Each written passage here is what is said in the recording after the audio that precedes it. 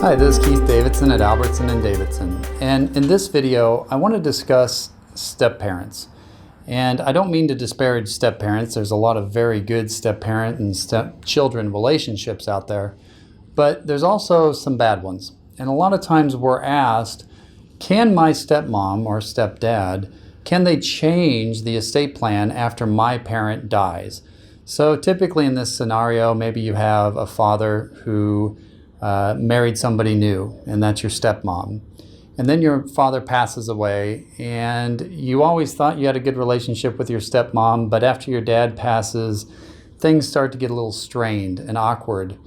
And you start to wonder, can she actually change the estate? In some cases, it actually might get downright hostile, and maybe the stepmom actually tells you, I'm changing the estate and I'm leaving it all to my kids, and I'm not going to leave your father's share to you after all. And you wonder, can she do that? And the answer is maybe. And that's a typical lawyer answer, right? But it depends. It depends on what your father did when he planned out his estate. Or if he didn't have any planning at all, that could be a real problem. So the best case scenario would be if your father had created a trust prior to his death. He has the right to leave assets to stepmom, and that's fine. But typically what you'd want to see is that he left money to stepmom in a trust. So she can use that money for her care and support during her lifetime, but she can't change the ultimate distribution of it. Whatever's left over after stepmom passes has to go to you. But that only works if your dad created a trust, and if he had a trust created that had those type of terms in it that allowed the stepmom to use the assets but not control them, that required that the assets go to you after death.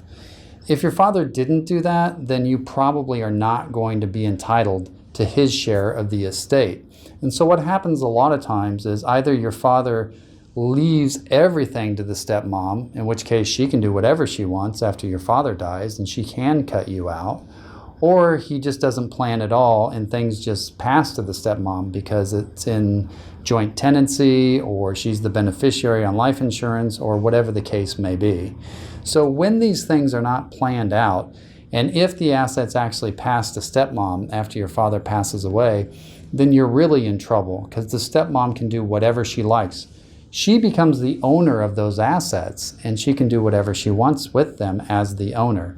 The fact that your father may have had a family home that you grew up in and lived in, and that's been in the family for decades, the law doesn't care about that if your father didn't plan it out properly.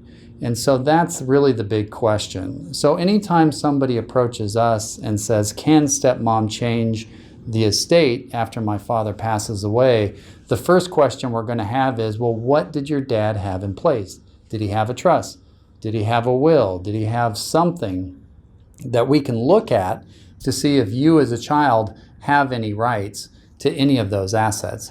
And if you were to tell us that no, he didn't have any of those things, then chances are you're out of luck. And that's a little something about the downfalls of step-parent and step-children relationships when it comes to passing assets.